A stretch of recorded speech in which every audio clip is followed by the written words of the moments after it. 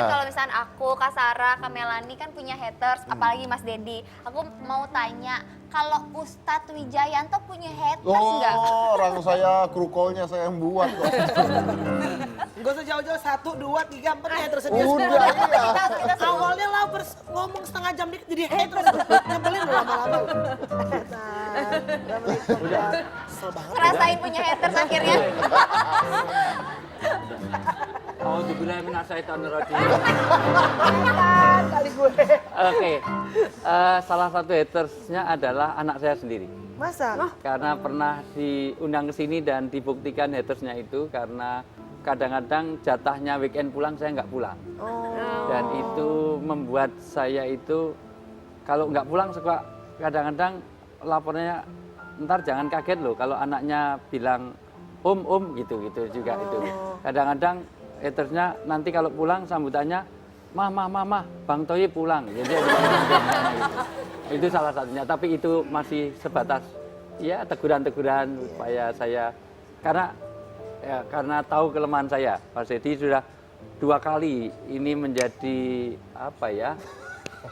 Iyalah pokoknya jangan itu. Saya diberi kejutan-kejutan dengan saya lama nggak pulang tiba-tiba anak istri saya datang ke sini. Dan itu bentuk bahwa dia haters karena kenapa saya lebih sering dengan Mas Dedi daripada ketemu anak saya kan gitu.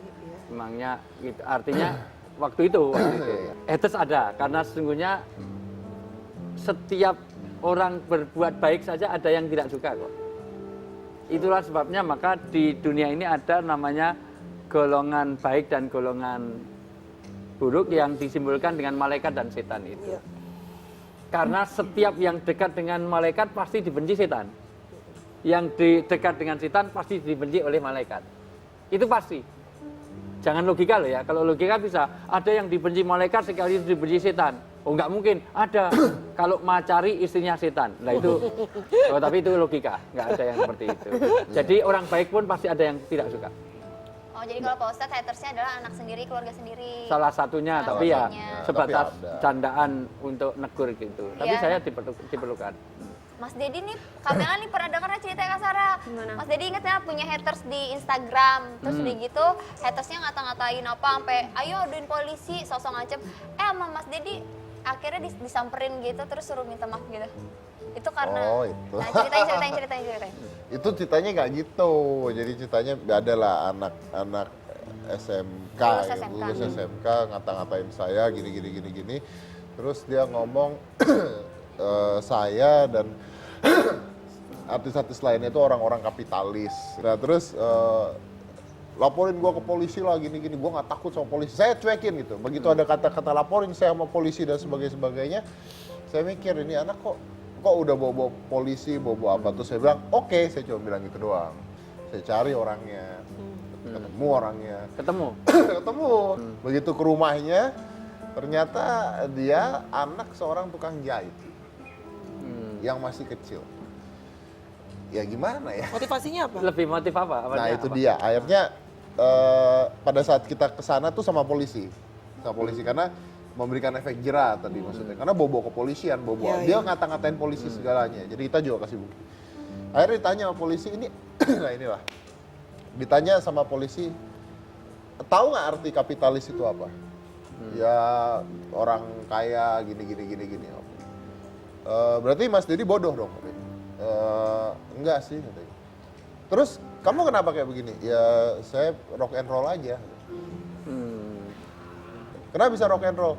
Ya saya nonton di film-film Hollywood kan begitu katanya. Terus ada yang ngatain siapa Paris Hilton. Ada yang ngatain Paris Hilton gitu. Saya copy paste aja itu kata-kata. Si bapaknya datang nangis-nangis karena dipikir ditangkap. Akhirnya kepolisiannya nanya sama saya ini masih mau gimana sekarang? Ya karena dia anaknya tukang jahit, ya udah lepasin aja saya.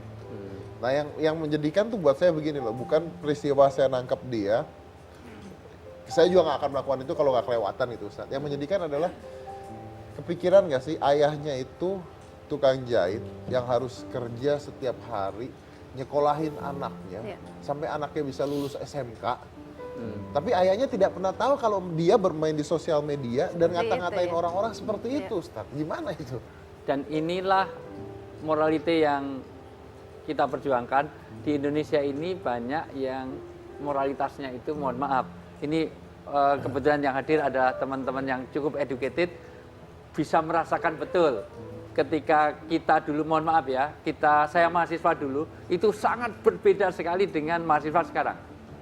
Saya sudah 24 tahun jadi dosen, dan ketika saya itu dulu diajar oleh seorang dosen, walaupun saya tidak kenal namanya, walaupun tidak ngajar langsung saya ada hormat. Sekarang sama dosen yang bersangkutan saja 2 kali ngulang nggak kenal namanya. Saya pernah ngalami betul, ini betul-betul kamu kok sampai ngulang 2 kali, ini dosennya siapa? Nggak kenal namanya. Itu loh Pak Endut itu, yang gendut itu. Sampai namanya itu. Nah itu contoh betapa rasa respect, hormat, Itu segala sudah macam. kurang ya. Ada tuh. Oke, baik. Terima kasih banyak Ustadz, Ya. terima Thank kasih you. Sarah, terima kasih Thank juga you. Melanie, semuanya terima kasih udah hadir di sini. Mudah-mudahan bisa ya seenggaknya memberikan pelajaran, inspirasi juga bahwa sosial media itu dibaca, dilihat oleh semua orang bisa mengakses, semua orang bisa ngomong, semua orang bisa ngata-ngatain Anda dan sebagainya, atau bisa juga sebagai sifat yang positif. Jadi ketika Anda sudah bermain sosial media, justru Anda belajar bagaimana bertanggung jawab terhadap hal tersebut. Karena memang penting untuk bertanggung jawab terhadap hal yang sudah Anda jalankan, apapun itu, termasuk salah satunya adalah sosial media. Dan untuk haters mungkin saya tutup dengan kata-kata saya tadi aja lah. Yang mana? I need new haters, the old one starting to love me. Saya dari Komisi Cika Jessica, inilah kampung.